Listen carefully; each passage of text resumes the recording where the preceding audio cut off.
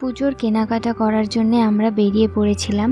আজ আমরা যাচ্ছি তমলুকে জামা কাপড় কেনার জন্য। আমরা যখন বাড়ি থেকে বেরিয়ে যাই তখনই আমার একটি পার্সেল আসে, তাই জন্য আমি রাস্তার মধ্যেই ওই পার্সেলটি রিসিভ করি। এটা আমার মিশোর পার্সেল ছিল। এখানে আমি এক জোড়া চুড়ি অর্ডার করেছিলাম, কিন্তু যতটা ভালো আশা করেছিলাম চুড়ির কোয়ালিটিটা অতটা ভালো একটা আসে না, যার জন্য পরবর্তীকালে আমি ওটা ফেরত দিয়ে দিই। চুড়িটি আনবক্সিং করার পরেই আমরা আবার বেরিয়ে পড়েছিলাম। আমাদের এখান থেকে আমরা টোটো ধরে আগে রাধামণি যাব, রাধামণি থেকে মানিকতলা।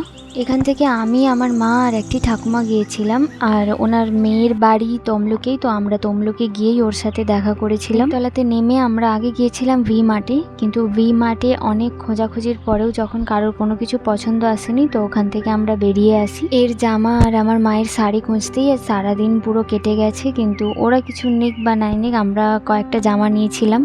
ভি মার্ট থেকে বেরিয়ে আমরা চলে গিয়েছিলাম প্রাইমার্টে। এটা তমলুকে নতুন ওপেন হয়েছে। প্রাইমার্ট থেকে আমি এই শার্ট আর দুটো জিন্স নিয়েছি।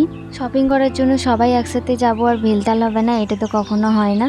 তো আমরা প্রাইমার্ট থেকে বেরিয়ে সোজা চলে গিয়েছিলাম বাজার কলকাতাতে, যেখানে গিয়ে ফাইনালি ওর ছেলের জন্য ওর একটা ড্রেস পছন্দ হয়েছে। এখান থেকে আমি হোয়াইট কালারের একটি প্যান্ট আর একটি টপ নিয়েছিলাম, জানি না ওগুলোকে কি বলে, বাস ভালো লেগেছিল তো আমি নিয়ে নিয়েছি। ওখান থেকে বেরিয়ে আমরা প্রিয় গোপাল বিষয়ে যাচ্ছিলাম, তখনই বৃষ্টি পড়ে।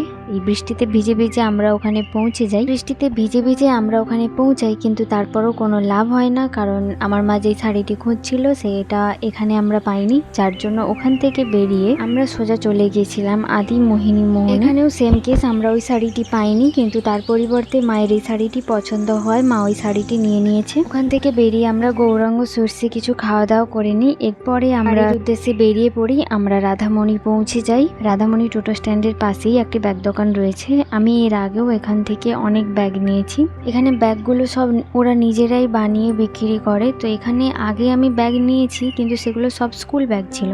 ওখানেই দেখলাম অনেক হ্যান্ড ব্যাগ রয়েছে, খুব ভালো ভালো। তো ওখান থেকে আমি এই ব্যাগটি নিয়েছিলাম। ওর পাশের দোকান থেকেই আমি এই স্যান্ডেলটি নিয়েছিলাম, কিন্তু তারপরও কোনো লাভ হয়নি। আমি ওটা বাড়িতে রেখে শু পরে বেরিয়েছি ঠাকুর দেখতে। এরপরে আমরা ওখান থেকে বাড়ির জন্য বেরিয়ে যাই। আমাদের রোডের ধারেই আমি ফুচকা দেখতে পাই, ওখান থেকে চুরমুর নিয়ে খেতে খেতে আমরা বাড়ি ফিরে আসি। বাড়ি ফেরার পরেই আমরা সবাই মিলে দেখলাম যে কে কোনটা কিনলো, আর এই শাড়িটি আমার মা নিয়েছে।